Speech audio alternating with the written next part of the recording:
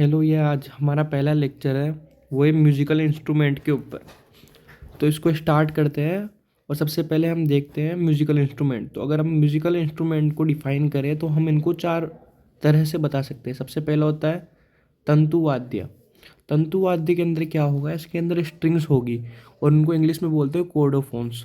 ठीक है, स्ट्रिंग का मतलब क्या हो गया, जैसे कि गिटार के अंदर स्ट्रिंग होती है और वीणा के अंदर स्ट्रिंग होती है। तो इस प्रकार से जिसमें भी स्ट्रिंग होगी ना, वो सब आ जाएगा तंतु वाद्य के अंदर। उसके बाद हम आएगा सुशिर वाद्य।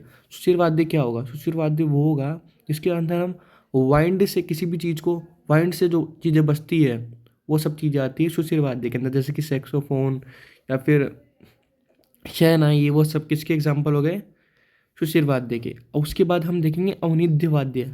अवनिद्य वाद्य क्या होता है, इसके अंदर होती है प्रीक्यूशन, मेम्ब्रेन होती है इसके अंदर। मेम्ब्रेन क्या होगी, मेम्ब्रेन हो गई एक प्रकार की झिल्ली, यानी कि कुछ भी एक चीज़ हो गई जिससे, जैसे कि एनिमल की स्किन से वो बना हुआ होता है। जैसे कि इसका एग्जाम्पल हो गया तबला या ढोलक। ये सब चीज़ें किसी की एनिमल की स्किन से होती है और उनको मारते हैं। जब भी हम किसी चीज़ को मार के बजाएंगे तो वो सब चीज़ आएगी अवनिद्य वाद्य के अंदर। और फिर उसके बाद में हम बताएंगे घन वाद्य। घन वाद्य वो हो गया जो वाइब्रेट करके बजता है। जैसे कि अगर आप लोगों ने सुना हो तो मंजीरे जो होते हैं हमारे मंदिर में बजाए जाते हैं, या फिर उस तरह का कोई सा भी एलिमेंट जिनको वाइब्रेट करके बजाया जाए, जो वाइब्रेशन से बजे, वो सब किसके अंदर आएगा, घन वाद्य के अंदर। तो ठीक है, सबसे पहले हमने पढ़ा म्यूजिकल इंस्ट्रूमेंट के बारे में। ये होते हैं चार तरह के, कौन कौन से, तंतु, सुशिर, अवनिद्य और घन। ये चीज़ें आपको याद रखनी है सबसे पहले। और ये याद रखना है कि कौन सा किस काम में आता है और मतलब कैसे आप उसको आइडेंटिफाई कर सकते हो, आपको सबको ये याद रखना है। सबसे पहले हम पढ़ेंगे सितार। सितार, अब जानते हो सितार क्या होता है। सितार एक तरह का स्ट्रिंग होता है, यानी कि तंतु वाद्य के अंदर सितार आता है और इसके अंदर क्या होती है, स्ट्रिंग्स होती है और उसको बजाया जाता है। इसके अंदर जो भी चीज़ इंपॉर्टेंट है, तो फर्स्टली सबसे इंपॉर्टेंट चीज़ है इसके एक्सपोनेंट्स। और उनकी उसके अंदर भी वो ज़्यादा इंपॉर्टेंट वो है जो बहुत ज़्यादा फेमस है और जिनको बहुत ज़्यादा अवार्ड्स मिल चुके हैं। तो आपको उनके ऊपर थोड़ा ज़्यादा फोकस करना है। जैसे कि हम सबसे पहले पढ़ेंगे इसके एक्सपोनेंट्स के अंदर पंडित रविशंकर। पंडित रविशंकर कौन है, ये एक एक्सपोनेंट है सितार के। तो इनके बारे में हम जानते हैं। सबसे पहले याद रखना, इनको भारत रत्न मिला है 1999 के अंदर। इनको भारत रत्न कब मिला है, 1999 के अंदर। ठीक है, और दूसरे म्यूजिशियन है जिनको भारत रत्न रिसीव हुआ है। आपको याद रखना, दूसरे म्यूजिशियन है जिनको भारत रत्न रिसीव हुआ है। पहली कौन है, पहली पहली म्यूजिशियन कौन है, आप बताइए कमेंट के अंदर। ठीक है, हम आगे पढ़ते हैं। पंडित रविशंकर को भारत रत्न मिला है 1999 के अंदर। ठीक है, ये पहले इंडियन है जिनको ग्रैमी मिला है, first Indian to receive Grammy. Grammy award क्या होता है, ग्रैमी अवार्ड वो होता है जो एल्बम के लिए दिया जाता है। ठीक है, और कौन सी एल्बम के लिए मिला है, इसको जरूर अच्छे से याद करना। उसका नाम है वेस्ट मीट्स ईस्ट। ये इनका जो एल्बम है, इसके लिए इनको ग्रैमी अवार्ड दिया गया है 1968 के अंदर। और इन्होंने ना नेशनल ऑर्केस्ट्रा ऑफ इंडिया का फाउंड किया है, इसको इन्होंने फाउंड किया है। ठीक है, और पहली फीमेल, ये एक इंपॉर्टेंट पॉइंट हो गया इससे अलग, मतलब इस टॉपिक के अंदर नहीं है लेकिन इसको भी आप लोग याद कर लेना। पहली फीमेल ग्रैमी जिसको मिला है उनका नाम है तन्वी शाह। ठीक है, देखिए। और उसके बाद अदर एक्सपोनेंट हो गए अनुष्का शंकर, जो इनकी बेटी है पंडित रविशंकर की, विलायत खां, इमरान खां, निखिल बनर्जी, शाहिद परवेर, बुद्धादित्य मुखर्जी, पंडित हरिशंकर भट्टाचार्य, अरविंद पारिक और अनुपमा भागवत। अब बहुत सारे लोग बोलेंगे कि इसकी कोई ट्रिक बताओ। देखो सही बताऊं, इसको मैंने 10 बार मैं इसको पढ़ चुका हूँ।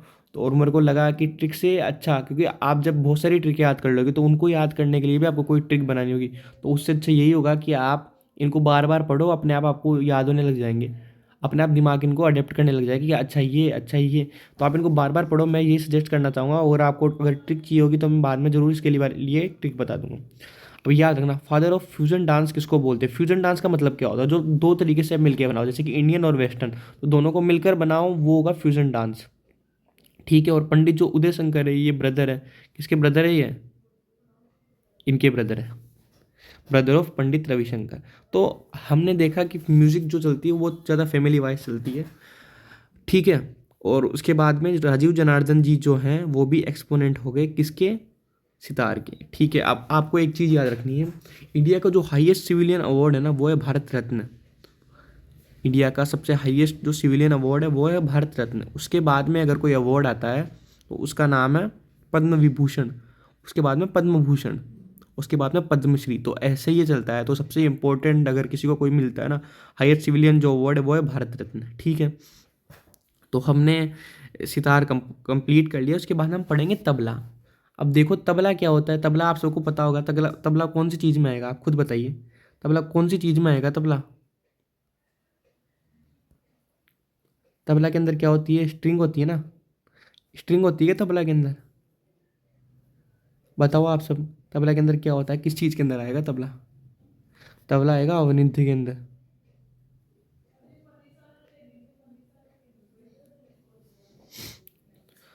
तबला किसके अंदर आएगा? अवनिंद्र के अंदर। ठीक है, इसके सबसे फेमस एक्सपोनेंट अगर अपन देखें तो उस्ताद अल्लाह रखा और जाकिर हुसैन। जाकिर हुसैन का नाम तो आप लोगों ने सबने सुना ही होगा।